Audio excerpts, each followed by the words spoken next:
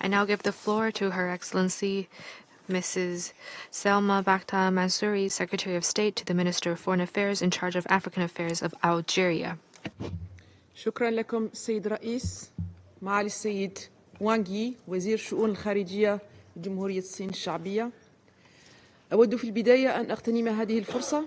President, Mr. Secretary General, Mr. President, first and foremost, we wish to take this opportunity to congratulate you on your successful presidency of the Security Council this month.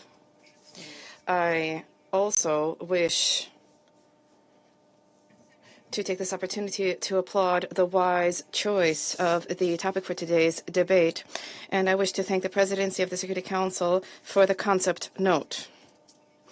I also wish to thank His Excellency Antonio Guterres, Secretary General of the United Nations, for his detailed briefing.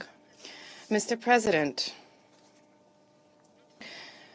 today's meeting is taking place in an international landscape which is complicated, with escalating geopolitical tensions and a multiplication of political and security crises. This includes armed conflicts, as well as humanitarian disasters and economic environmental challenges. There's also the scourge of terrorism, of cross-border organized crime as well. These are challenges which are jeopardizing international peace and security, and they are undermining the effectiveness and efficiency of our multilateral order. These are challenges which are also compounded by growing violations of international law and of the Charter of the United Nations, as well as the marginalization of the role of regional organizations, specifically the African Union.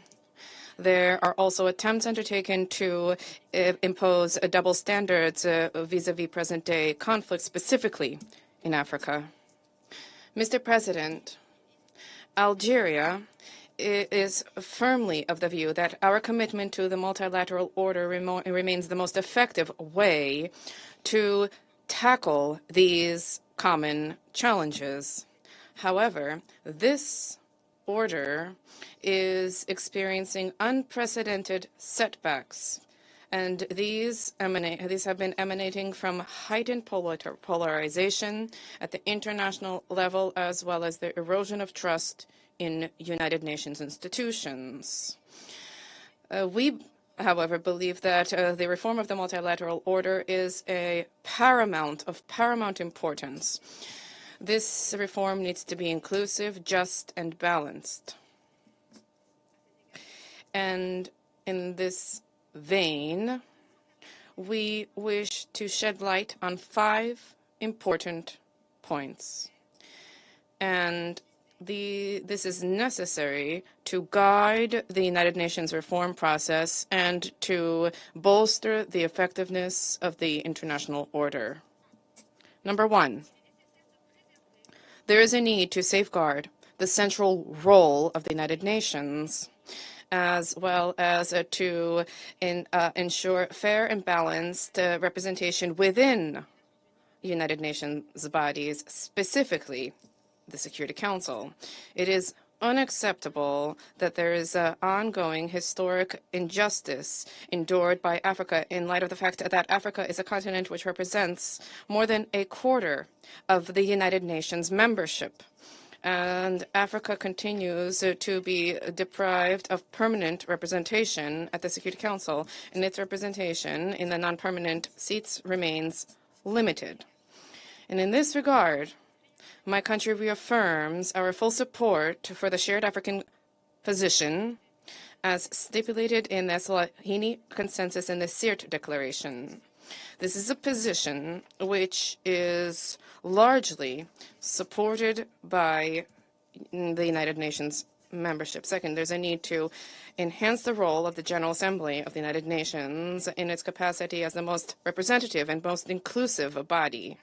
There's a need to provide the General Assembly with greater authority to tackle major international challenges in order to enhance democracy within our organization.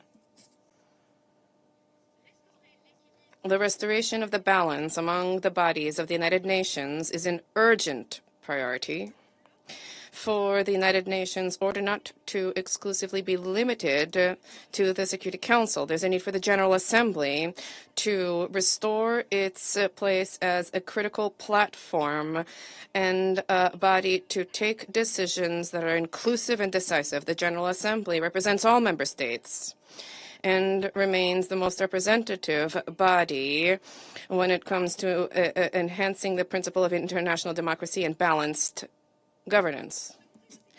This Security Council recently held debates, including open debates,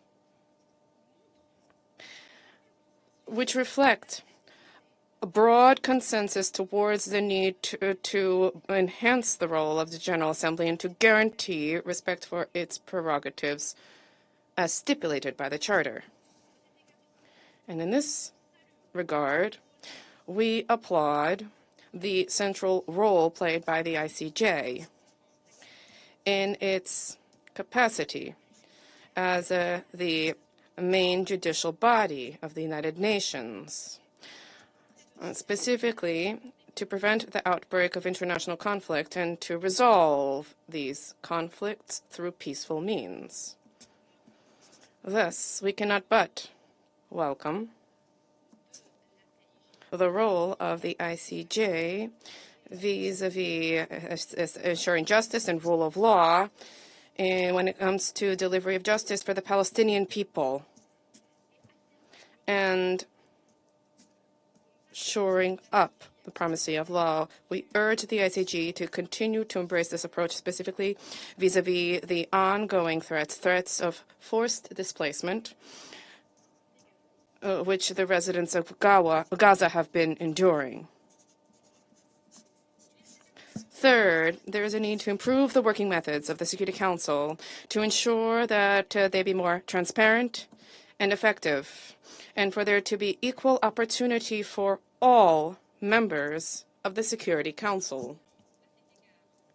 In this respect, we wish to recall the initiative launched by Algeria and its mandate at the Security Council, and this was reflected in the implementation of Note 507 last December, in order to establish equality vis-a-vis access and awareness about the documentation of the Council for both permanent and elected members of the Security Council.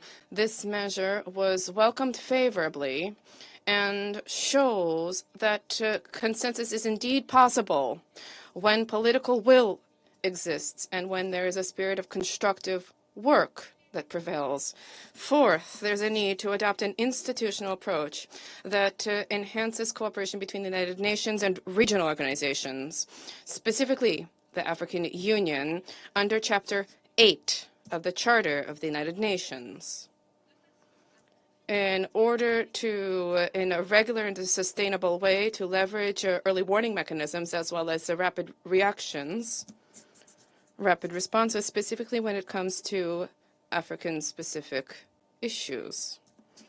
My country believes that the positions and the decisions taken by the African Union and African regional organizations, specifically vis-a-vis countries currently experiencing complex crises, need to be supported by the Security Council and the international community.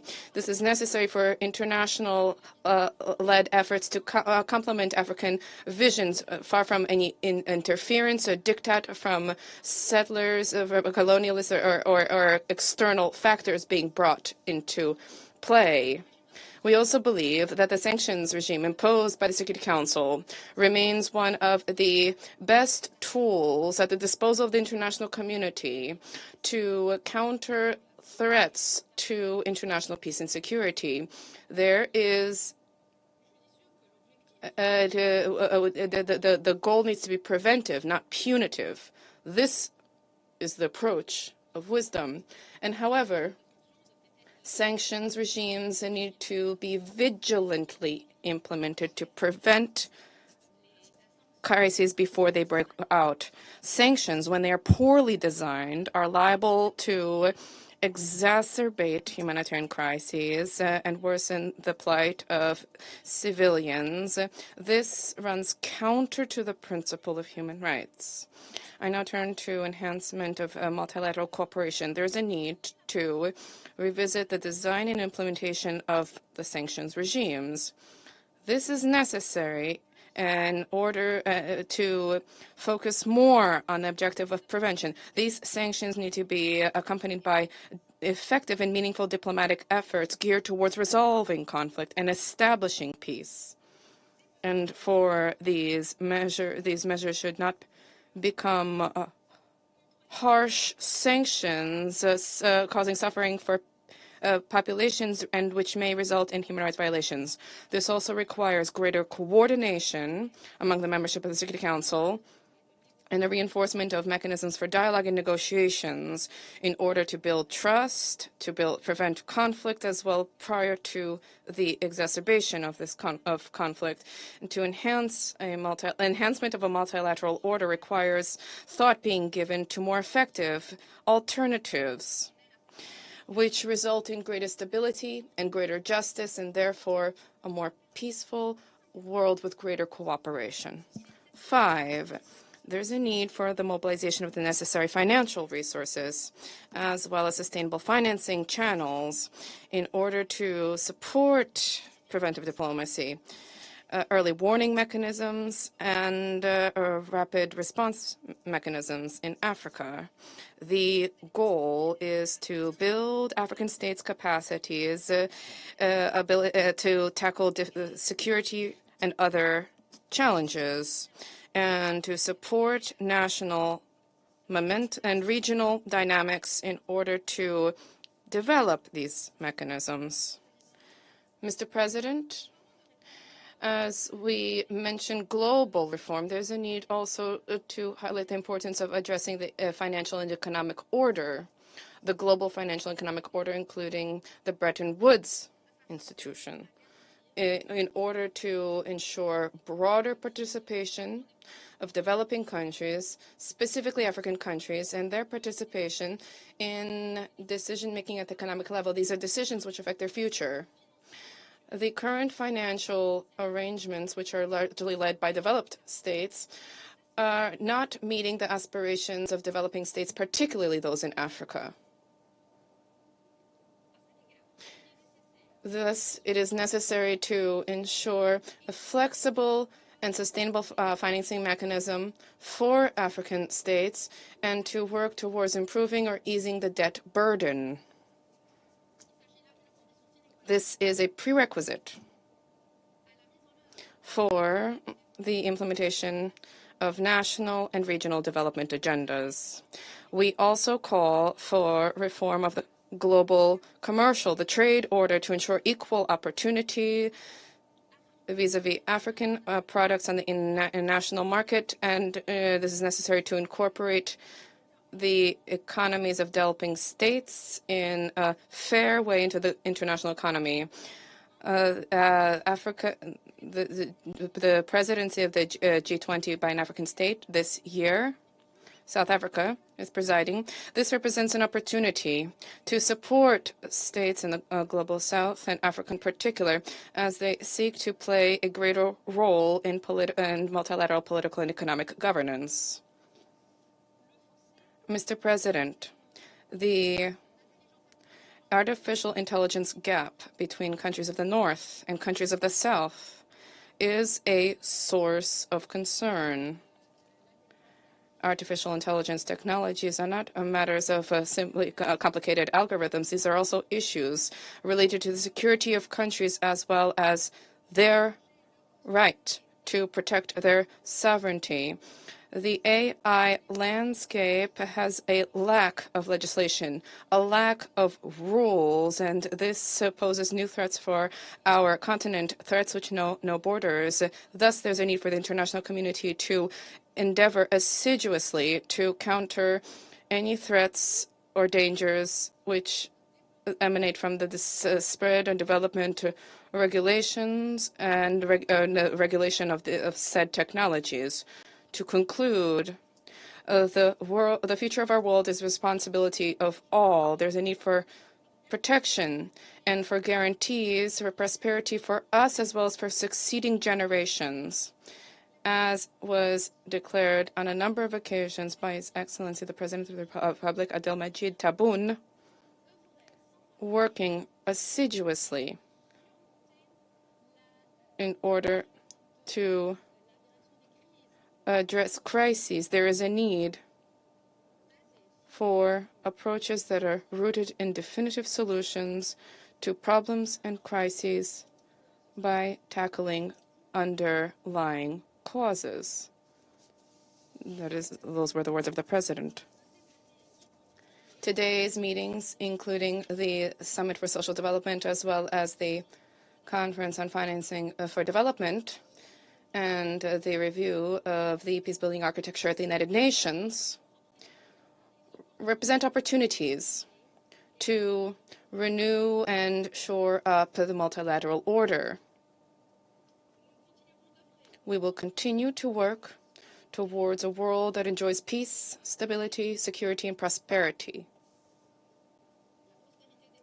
The prosperity of the peoples under the auspices of the United Nations, working in good faith, with goodwill, together to achieve a shared goal, that of meeting the legitimate aspirations of our people, that of enhancing our cooperation for a better future for succeeding generations. Thank you for your attention.